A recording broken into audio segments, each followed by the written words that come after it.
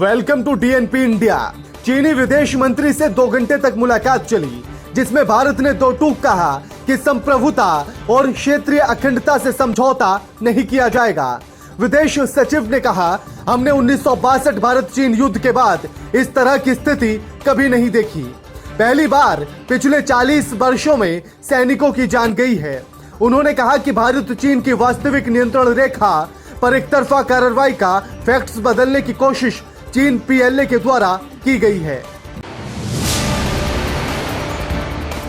भारत चीन मामले के बीच में आया अमेरिका। ट्रंप ने दिया बयान, कहा भारत चीन के बीच स्थिति गंभीर है, ऐसे में हम भारत और चीन की मदद के लिए खड़े हैं। अगर हम कुछ कर सकते हैं तो दोनों की मदद करने में हमें खुशी होगी। ट्रंप ने कहा, भारत चीन तनाव के मुद्दे पर उनकी दोनों देशों से बातचीत चल रही है। पाकिस्तान की सामने आई नापाक हरकत। पाकिस्तान ने जम्मू कश्मीर के शाहपुर, किरनी और देगवार सेक्टर में संघर्ष विराम का उल्लंघन किया है। अरुणाचल प्रदेश के कांग्रेस विधायक निनोंग एरिंग ने दावा किया है, अरुणाचल प्रदेश के ऊपरी सुबनसिरी जिले के 5 लोगों का कथित तौर पर चीन की पीपल्स लिबरेशन आर्मी के जरिए अपहरण कर लिया गया। कुछ महीने पहले भी इस तरह की घटना हुई थी। चीन की सेना को जवाब देना चाहिए। इस घटना को लेकर निनोंग ने पीएमओ को ट्वीट करते हुए जानकारी दी है।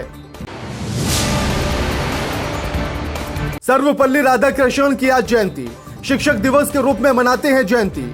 1962 को शिष्यों ने सर्वपल्ली राधाकृष्णन के जन्मदिन को मनाने की इच्छा जाहिर की थी, जिस पर उन्होंने कहा कि यह मेरे लिए सौभाग्य की बात है।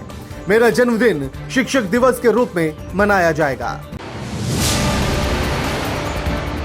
देश में कोरोना वायरस का बढ़ता प्रकोप थमने का नाम नहीं ले रहा। कोरोना संक्रमण के कुल मामलों की संख्या 40 लाख के पार हो चुकी है। बीते 24 घंटे का रिकॉर्ड 46,432 केस सामने आए हैं, जबकि इस दौरान 1,089 मरीजों की मौत हो चुकी है। वहीं अब तक 31 लाख से ज्यादा कोरोना मरीज ठीक हो चुके हैं। ड्रग केस में गिरफ्तार शोभिक और सैमुअल मिरांडा की आज पेशी। दीपेश से रात भर पूछताछ चली है। सूत्रों के मुताबिक एनसीबी की शोभिक से पूछताछ के बाद खुलासा हुआ है कि रिया के कहने पर ही वो ड्रग्स खरीदता था।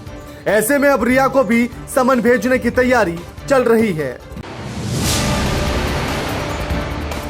महाराष्ट्र में 12 घंटे में 2 बार भूकंप के झटके। आधी रात को नासिक और सुबह सुबह मुंबई में भूकंप से कांपी धरती। नेशनल सेंटर फॉर सिस्मोलॉजी के मुताबिक सुबह 6:36 पर महाराष्ट्र में भूकंप के झटके महसूस किए गए हैं। इसका केंद्र मुंबई के उत्तर 98 किलोमीटर दूर था।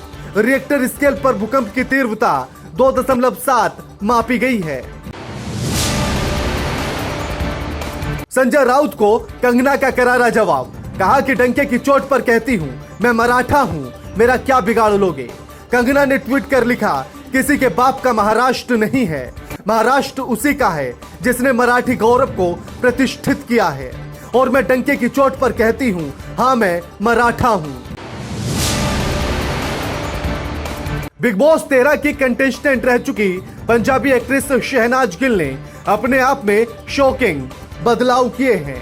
बिग बॉस 13 के घर में जिस चुलबुली लड़की को दर्शकों ने देखा था, उसमें अब काफी बदलाव देखने के लिए मिल रहा है।